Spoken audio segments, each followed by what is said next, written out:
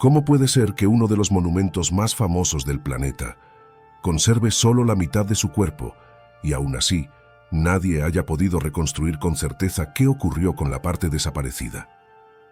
El Coliseo, testigo de siglos de poder, violencia y gloria, esconde un vacío colosal que desafía a historiadores, arqueólogos y leyendas desde hace casi 2 milenios. Hoy desvelaremos por qué su estructura quedó partida, quiénes intervinieron sin saberlo en su mutilación y cómo ese misterio sigue vivo en pleno siglo XXI. Antes de empezar, suscríbete y deja tu like para no perderte historias que cambian la forma en que miras el mundo, porque lo que vas a descubrir hoy te hará ver al Coliseo como nunca lo imaginaste. ¿Listo para adentrarte en el misterio que Roma jamás logró responder? Perfecto.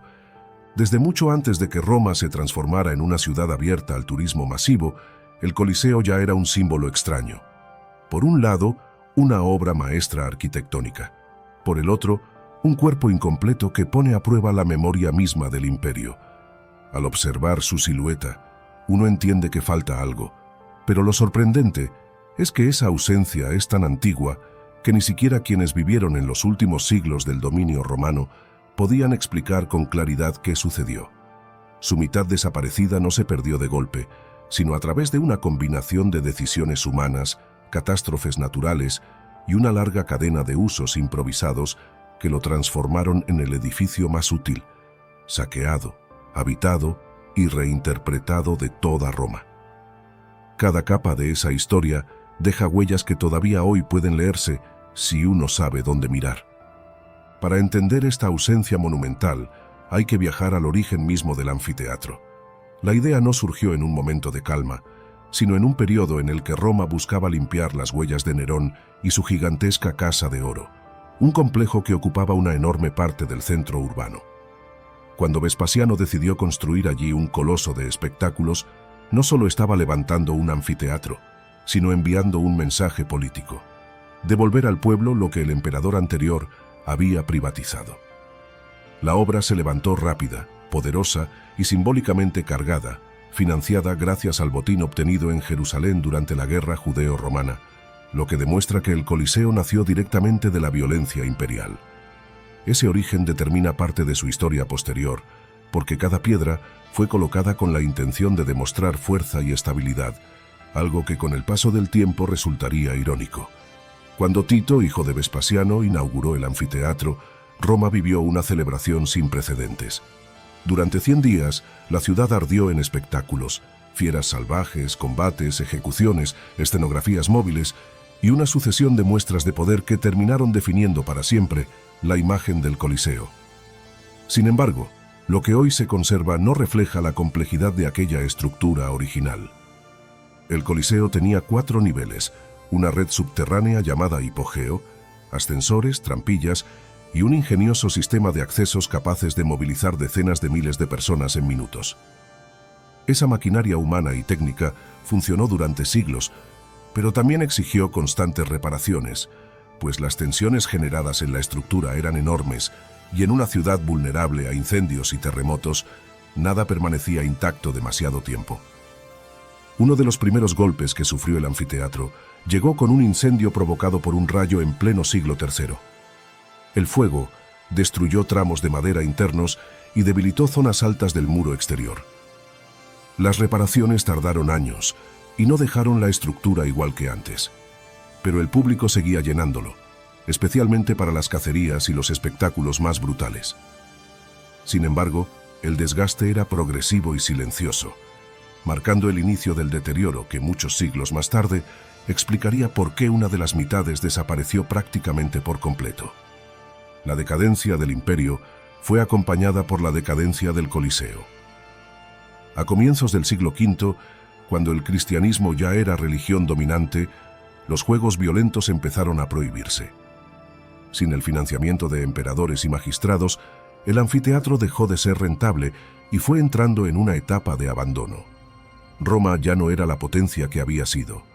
Las invasiones, los conflictos internos y la crisis económica transformaron la ciudad en un lugar inseguro, donde mantener grandes monumentos no era prioridad. Fue entonces cuando el Coliseo comenzó a servir para cualquier cosa excepto para espectáculos. Durante los siglos siguientes, el anfiteatro se convirtió en vivienda, almacén, taller, cementerio y fortaleza según quien controlara Roma. Familias aristocráticas lo ocuparon como si fuera un castillo y, aprovechando su altura, lo transformaron en una defensa natural. Esa ocupación interna aceleró el daño, porque se construyeron muros improvisados, se derribaron partes internas y se modificaron accesos. La estructura ya no trabajaba como un todo, sino como un conjunto de fragmentos utilizados según las necesidades del momento. Pero el verdadero cataclismo llegó con los terremotos de la Edad Media. Uno de los más destructivos ocurrió en el siglo XIII, cuando un seísmo sacudió la parte sur del Coliseo, justo la zona donde el suelo era menos estable por haber sido un antiguo lago artificial. Esa mitad se vino abajo, arrastrando columnas, arcos, piedras de travertino y dejando expuesto el núcleo interior que hoy vemos desde cualquier fotografía moderna. De golpe, el anfiteatro quedó partido visualmente, pero lo más sorprendente no fue la caída, sino lo que siguió después. Roma necesitaba materiales, y allí había una montaña de piedra lista para ser reutilizada. Durante siglos, el Coliseo fue literalmente desmontado por dentro y por fuera. Sus bloques de travertino se usaron para iglesias, palacios, muros y puentes. Su mármol fue quemado para fabricar cal, y las abrazaderas de hierro que unían enormes bloques fueron arrancadas con palancas, dejando cicatrices visibles incluso hoy. La ciudad se reconstruyó con los restos del anfiteatro, de manera que la mitad desaparecida no fue simplemente destruida. Se transformó en otros edificios que aún están en pie. Parte del Coliseo está dispersa por toda Roma sin que la mayoría de la gente lo sepa. En algunos periodos, la Iglesia intentó darle un uso religioso, especialmente cuando el Papa Benedicto XIV propuso considerarlo un lugar sagrado por el supuesto martirio de cristianos.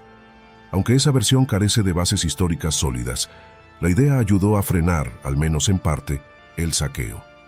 Aún así, durante siglos no hubo una verdadera conservación y el vandalismo continuó desgastando cada vez más la estructura superviviente.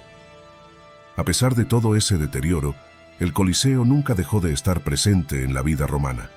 En el Renacimiento se hicieron dibujos, planos y estudios para entender su estructura original. En el siglo XIX se añadieron refuerzos de ladrillo para evitar nuevos derrumbes, y en el siglo XX se excavaron los subterráneos, revelando la complejidad del hipogeo. Sin embargo, nada de eso reconstruyó la mitad perdida. Esa parte había sido literalmente devorada por el tiempo y por la propia ciudad. Hoy, lo que llamamos parte exterior es en realidad el muro interior original, convertido en fachada gracias a la ausencia del muro perimetral completo. Si uno se fija, la forma es claramente elíptica, pero está cortada como si un gigante la hubiera mordido. Y aunque existieron proyectos para reconstruir la parte faltante, ninguno prosperó. La identidad del Coliseo está ligada precisamente a esa herida visible que lo convierte en un testimonio de su propia historia. En su interior, el anfiteatro también muestra una sociedad profundamente jerarquizada. Senadores, caballeros, ciudadanos ricos, pobres, mujeres, esclavos y sacerdotisas ocupaban zonas estrictamente delimitadas. Cada uno tenía su entrada, su escalera y su visión particular del espectáculo. La arquitectura estaba concebida para organizar a la multitud con un grado de precisión sorprendente, y las entradas numeradas de cerámica cumplían una función similar a la de los billetes modernos. Nada de eso se ha conservado por completo, pero los rastros todavía permiten comprender cómo funcionaba aquel prodigio de ingeniería social. El Coliseo no perdió su mitad de la noche a la mañana, sino a través de siglos de guerras, saqueos, terremotos, incendios, necesidades humanas y transformaciones constantes. Su herida abierta no es un defecto, sino la prueba viviente de cómo una civilización entera respiraba, cambiaba y sobrevivía utilizando lo que tenía a mano. Quizás por eso sigue fascinándonos, porque su ausencia cuenta incluso más que su presencia. Si este viaje por su historia te ha sorprendido, recuerda dejar tu like, suscribirte y activar las notificaciones para no perderte nuevas historias que revelan los secretos ocultos del mundo. ¿Qué parte del Coliseo te gustaría explorar si pudieras viajar al pasado? Te leo en los comentarios.